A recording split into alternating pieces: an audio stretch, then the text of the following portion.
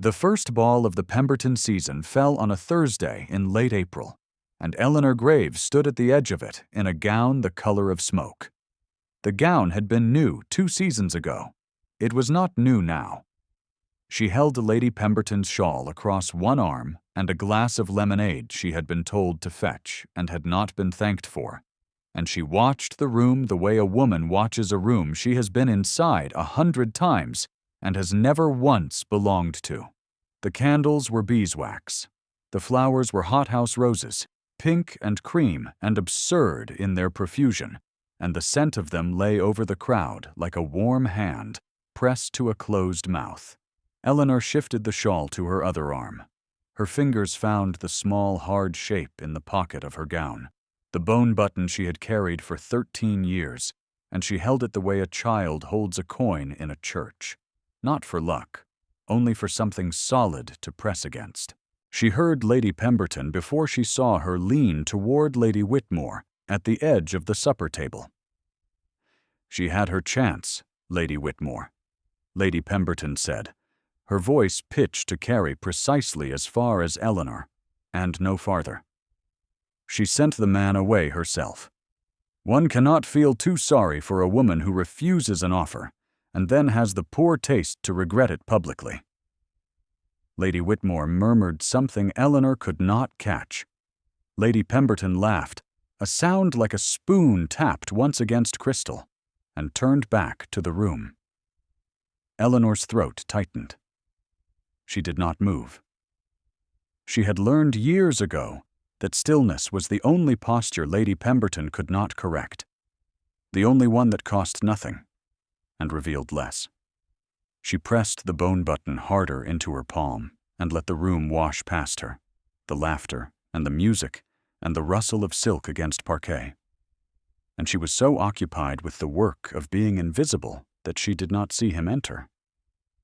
The room told her. A shift in the noise, a quarter turn of several heads at once, and a silence that moved across the crowd, the way wind moves across a field of barley, bending everything in its path. Eleanor looked up. Marcus Hale, Earl of Ashworth, stood in the doorway of the Pemberton ballroom in a dark coat that fit him as if it had been sewn onto his body that morning. He was 32 years old. He was taller than she remembered and broader through the shoulders, and there was something in the set of his jaw, a hardness that had not been there when he was 19 and standing in her father's garden with his hat in his hands and his heart in his voice, asking her a question she had answered wrong. His eyes moved across the room, across Lady Pemberton and the supper table and the roses and the dancers, and they found Eleanor. They stopped. She felt the weight of his gaze land on her collarbone like a fingertip pressed to bare skin, and her breath drew short, and the bone button bit into her palm. He looked away first. He always had. If you have ever stood in a room where the one person who could change everything is 3 strides away and a lifetime too late, you may already know what Eleanor did next. She turned to the supper table and poured another glass of lemonade no one had asked for, and her hand did not shake, and the evening continued as though nothing in the air had changed. 13 years earlier, Eleanor Graves had been 17 and sure of herself in the way only a girl with a living father and a small fortune and a face the season had not yet forgotten could be sure. Her father, Mr. Arthur Graves, kept a house in Hertfordshire with a garden that ran to a stream at the back, and it was beside that stream on a Tuesday in June that Marcus Hale had asked her to marry him. He was a second son then. No title, no estate of his own, only a commission he had not yet purchased, and a face that was already too serious for 19. Eleanor had refused him. Her father had counseled patience, had reminded her that the season was long, and that a second son with no immediate prospects was not what a girl of her position should settle for, and Eleanor had believed him because she was 17, and because the world looked wide and full of choices she had not yet been asked to make. Marcus had nodded once. He had put his hat back on his head and walked away down the gravel path, and a button had come loose from the cuff of his coat and fallen among the stones, and Eleanor had picked it up after he was gone and held it in her closed hand and said nothing to anyone about the cold feeling that had moved through her chest like water through a crack in a wall. Her father died 5 years later. The estate was entailed to a cousin she had met once at a christening. The small fortune, £3,000, was placed in trust, and Lady Pemberton, her father's sister by marriage, had offered to take Eleanor in as her companion. The offer had been framed as generosity.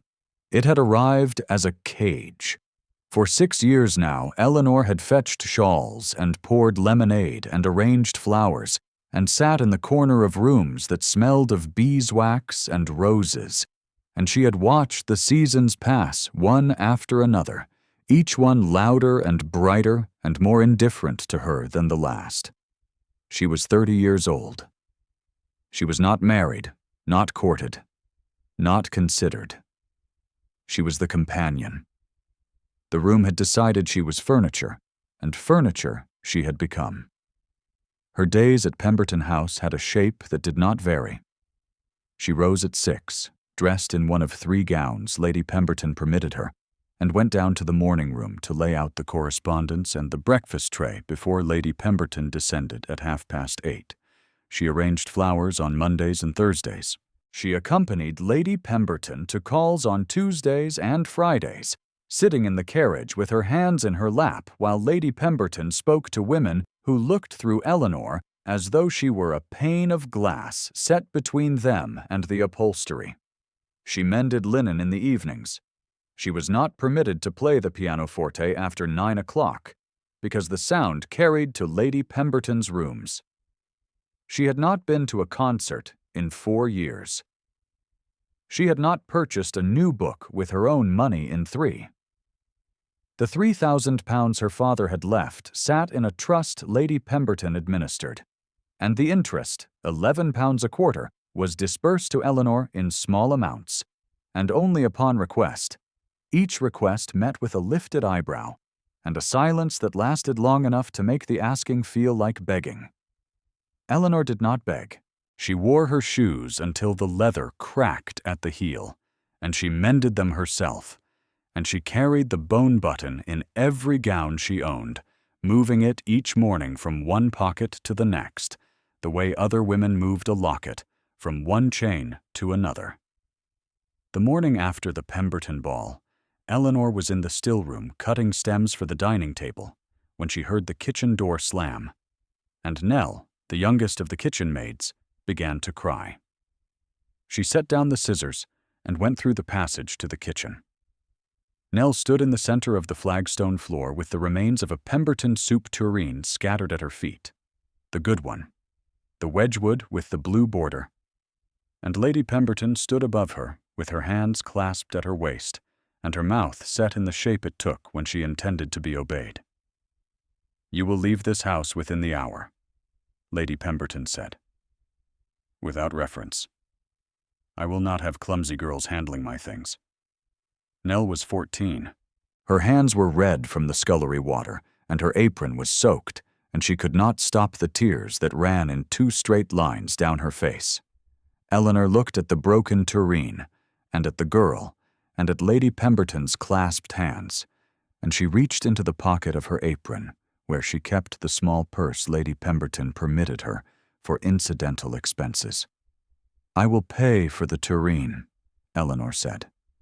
"If the cost of the piece is removed, there is no reason Nell cannot stay." Lady Pemberton's eyes narrowed. "You have not been asked for your opinion, Eleanor." "No, ma'am, I am offering my purse. It is not the same thing." She counted out coins onto the kitchen table, enough to cover the tureen and a little more. Money she could not spare, money that had been meant for new gloves and a candle for her room. She placed the coins in a neat row and nodded to Nell, who looked at her with an expression Eleanor could not hold for long without losing her composure, and she turned and walked back through the passage to the still room.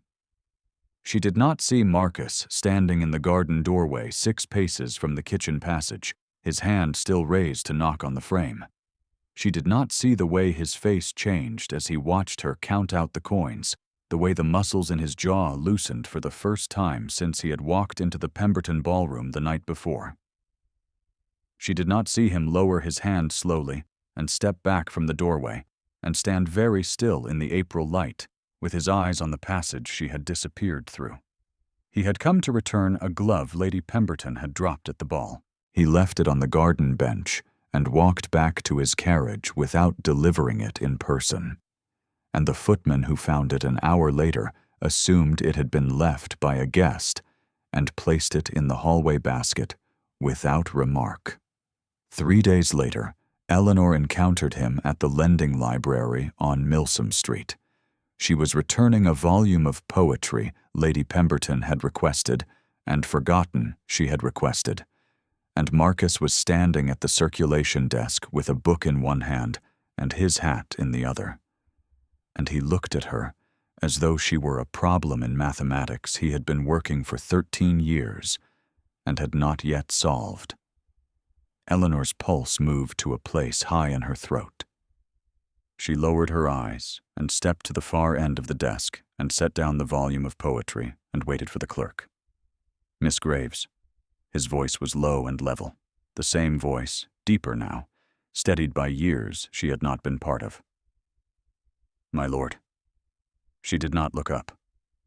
"You are cold," he said. She was. The April morning had turned, and her pelisse was thin, and her fingers on the desk were pale at the tips. She had not noticed until he named it. "Go and stand by the fire." She looked up then, surprised by the command in it. "I am perfectly well, my lord." "You are shivering, Miss Graves. Go and stand by the fire. It is not a request." He said it the way a man issues an order on a field, short and flat, and offering no opening for debate, and Eleanor's body obeyed before her mind had decided whether to be angry. She crossed to the small hearth at the back of the library and stood with her hands held toward the flame, and her face burned, and she was furious with herself for the warmth that had nothing to do with the fire, and everything to do with the fact that he had seen her, had seen that she was cold when she herself had not, and had made her go where it was warm. When she turned back, he was gone. The clerk held out her receipt, and a new volume she had not requested, a collection of essays on natural history, with a card tucked inside the front cover that read only, "For the cold mornings." No signature. No name. She took the book and pressed it against her chest, and walked back to Pemberton House with her jaw set and the bone button warm in her pocket, and the distinct sensation that the ground beneath her had shifted by some fraction she could not yet measure. The following week, Lady Pemberton hosted a luncheon for the season's most promising young women, and Miss Cressida Fenn was seated at her right hand. Miss Fenn was 21, with hair the color of chestnuts, and a fortune of £15,000, and the particular confidence of a woman who has been told since birth that the world was built for her comfort. Lady Pemberton had been placing her in Lord Ashworth's path at every opportunity, and Miss Fenn had accepted the positioning with the calm of a woman who believed she was the destination rather than the detour. Eleanor was arranging the flowers on the sideboard when Miss Fenn turned to the young woman beside her and said, with a smile that did not reach the edges of her mouth, "Did Miss Graves not have her chance years ago? One does feel rather sorry for a woman who refuses a man and then must watch him become everything she might have had." The young woman beside her glanced at Eleanor and looked away. Miss Fenn picked up her teacup and drank, and the table continued. And Eleanor's hands on the roses did not stop moving, and the thorn that caught her thumb drew a single drop of blood she pressed away against her apron before anyone could see. She finished the arrangement and carried it to the dining room and set it on the table where it would sit all evening, being admired by women who did not know whose hands had placed each stem or whose blood had marked the cloth beneath the vase. She washed her hands in the kitchen basin and dried them on Nell's offered cloth, and went upstairs to Lady Pemberton's sitting room to sort the evening's correspondence, and the whole time her pulse was high in her throat, and Miss Fenn's voice was still in her ears, bright and careless and precise as a pin through the wing of something that could not fly away. That evening, Marcus appeared at a card party Lady Pemberton had organized. Eleanor was not among the guests. She was in the back parlor, mending a hem on one of Lady Pemberton's morning gowns, when the door opened and he stood in the frame with a glass in his hand and a look on his face that suggested he had been searching for something he had not expected to find. "You are not at the card table," he said. "I was not invited to the card table, my lord." He stood there for a moment, his eyes on her hands where the needle moved through the fabric. The candlelight caught something at his chest, a thin chain beneath his shirt, and Eleanor saw, as his coat shifted, the edge of a small painted frame. A miniature. Carried close, the way one carries something that hurts. "My wife's name was Catherine," he said. He did not look at the miniature. He looked at Eleanor. "I married her 3 years after you sent me away. She was gentle and good, and she deserved a man who could love her without reserve, and I was not that man, and she knew it, and she did not complain, and she died of a fever 2 winters after the wedding. I have carried her likeness since, because I owe her that much. I owe her the reminder that a man who marries for consolation makes a debtor of the woman who consoles him." Eleanor's hand stopped. The needle hung in the fabric. She could hear his breathing and her own, and the fire in the small grate, and the muffled sound of cards being dealt in the next room, and she did not know what to say, because the thing she wanted to say was so old and so heavy and so tangled with the bone button in her pocket and the gravel path in her father's garden that it would not come loose. "Sit down," he said. She realized she was standing. "Please." She sat. He remained in the doorway. The miniature had disappeared back inside his coat, and his face was the way it had been in the ballroom, closed and still and carved from something harder than flesh. "I did not come to burden you," he said. "I came to find a quiet room. I did not expect you to be in it. I am often in quiet rooms, my lord." Something moved behind his eyes. He nodded once and left, and the door closed. And Eleanor sat with the mending in her lap and the needle bright in the firelight, and her hands shaking so badly the stitches she had made would need to be unpicked and done again. If you have ever watched someone carry a grief they made with their own hands, you know how it changes the shape of a room when they leave it. Eleanor sat in the quiet for a long time after that. The season pressed forward. Lady Pemberton arranged for Miss Fenn to accompany Lord Ashworth to the theatre, and Eleanor was sent along as Miss Fenn's companion for the evening, seated 1 row behind them in a chair too narrow for comfort, and positioned so that she could see the line of his shoulders and the edge of Miss Fenn's profile and the space between them, which Miss Fenn kept closing and Marcus kept allowing without returning. The play was a comedy, something light about mistaken identities and country manners, and the audience laughed at intervals Eleanor tracked without joining. She watched the back of his head for 3 hours and counted his breaths by the movement of his shoulders and hated herself for every number. Miss Fenn leaned toward him during the second act and whispered something that made her laugh, her own small private laugh, and Marcus inclined his head and said something brief in return, and Eleanor could see, from 1 row behind, that his hand on the armrest was closed in a fist so tight the knuckles had gone white.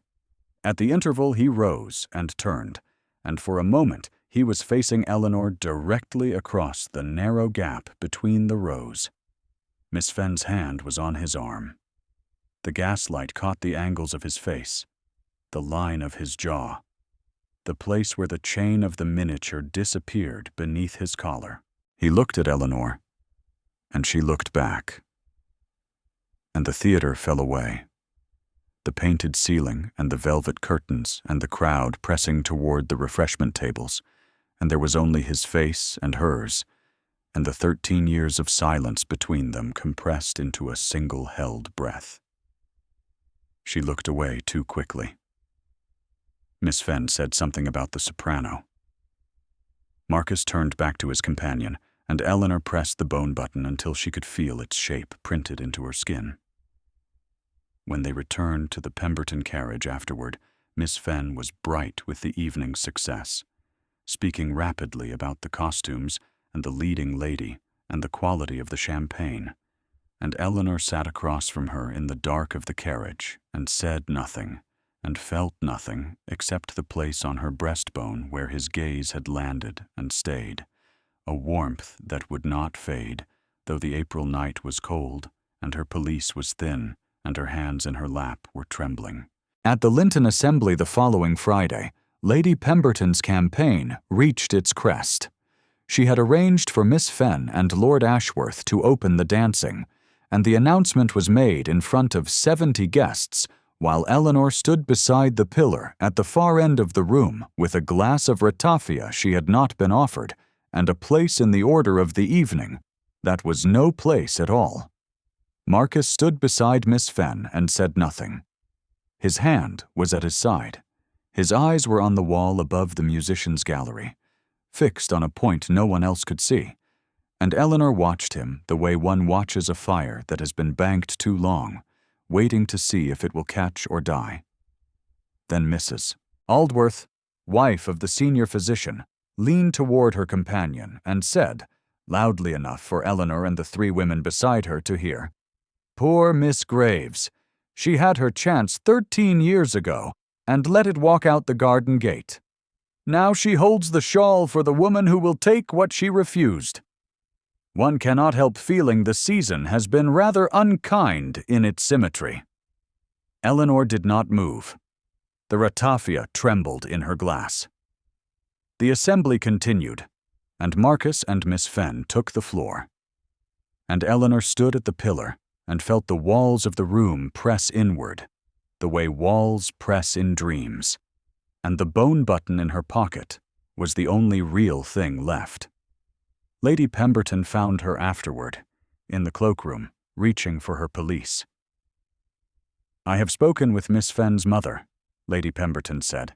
Her face was flushed with the satisfaction of a woman whose arrangements were proceeding on schedule. "The engagement will be announced at the Pemberton ball next Thursday. You will arrange the flowers. You will pour the wine. And you will do it with the composure I have paid for, Eleanor. I did not take you in so that you could embarrass me with your history." "My history," Eleanor said. "Your history. A girl who refused a second son because she thought she deserved better and discovered she deserved nothing. You made your choice. You have lived inside it for 13 years. I suggest you continue to do so quietly."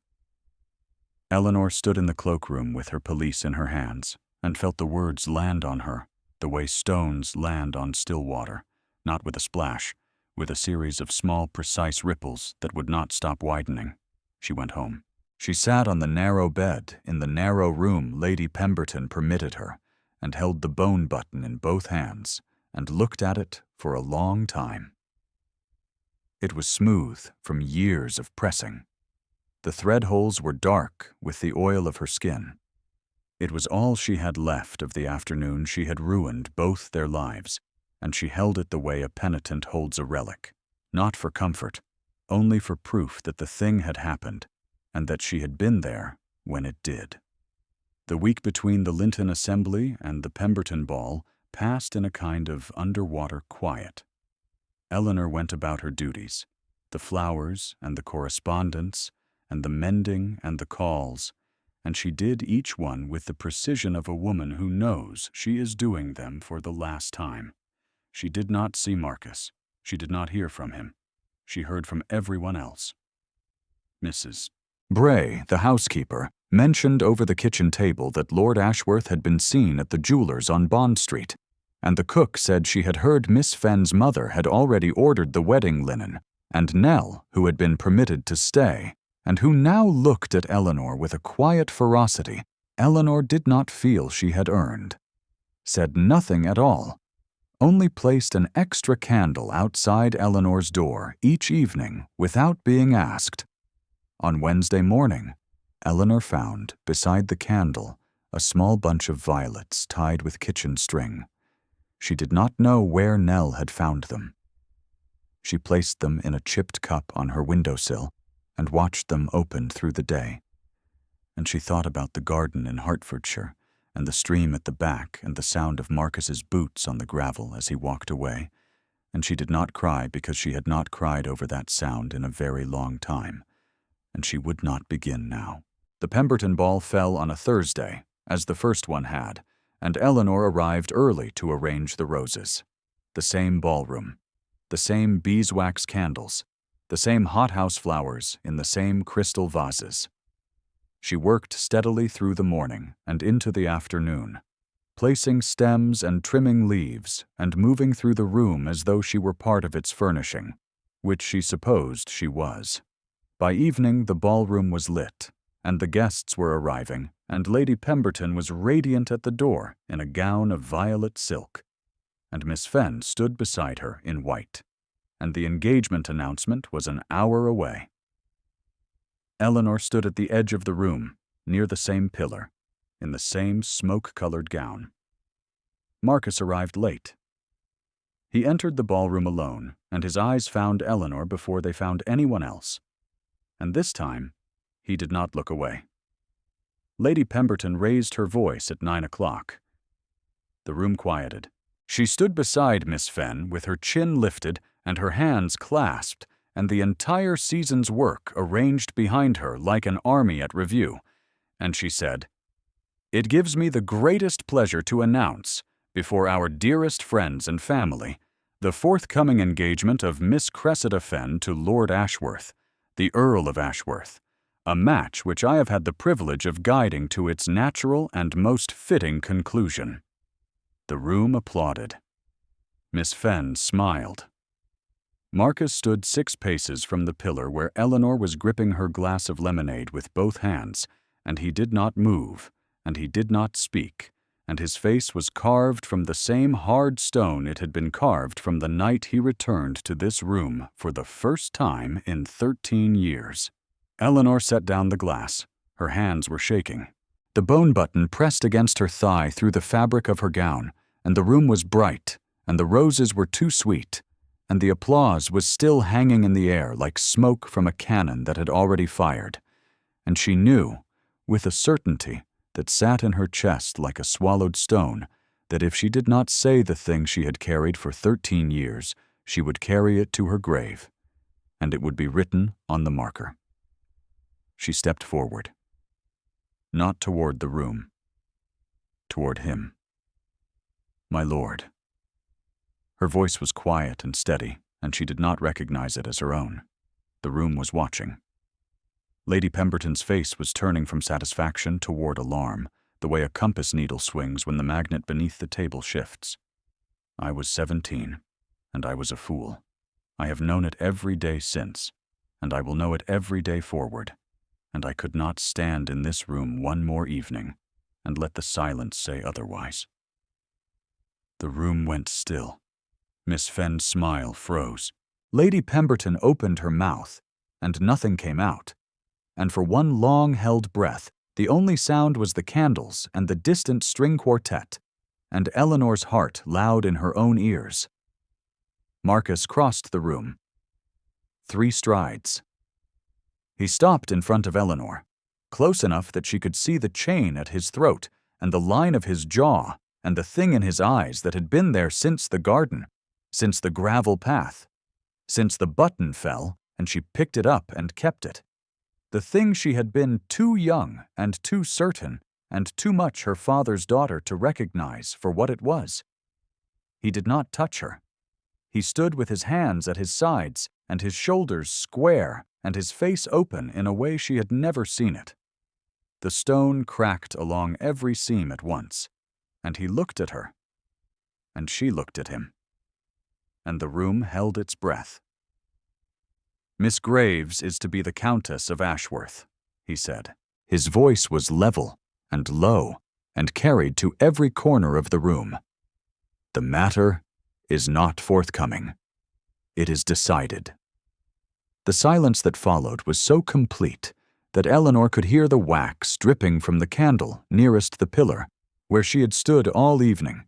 Lady Pemberton's hands unclasped, her mouth opened, a small motion, and what came out was not a sentence, only the first syllable of one, repeated twice, and then abandoned.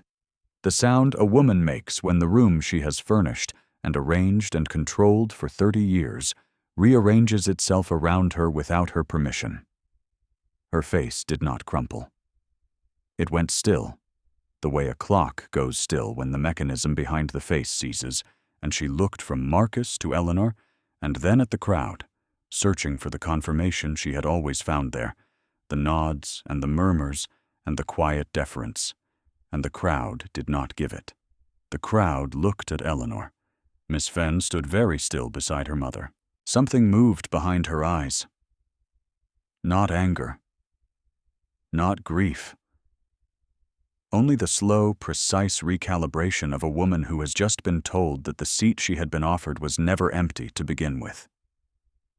She looked at Marcus for a long moment, and then at Eleanor. And then she lowered her eyes and stepped back, one small step. And her mother reached for her arm, and the crowd parted around the two of them with the quiet rustle of silk against silk that sounds, in a room that size, like the turning of a single enormous page. Lady Pemberton found her voice. "This is not what was arranged," she said, and her tone was still polished, still correct, still shaped by 50 years of managing rooms, only now the rooms were not obeying. "Miss Graves is my companion. She has no fortune. She has no position. She has nothing to recommend her to a man of your rank, my lord. And I must insist that this spectacle be corrected before it embarrasses us all." Marcus did not look at Lady Pemberton. He looked at Eleanor. "Do you have something in your pocket, Miss Graves?" he said, his voice so low only she could hear it. "That you have been pressing into your hand all evening?" Eleanor's breath stopped. She reached into her pocket and drew out the bone button and held it in her open palm. It was small and smooth and dark with years of holding. And Marcus looked at it, and his face changed, and for the first time in 13 years, the mask he had worn like armor cracked along a seam Eleanor had not known was there.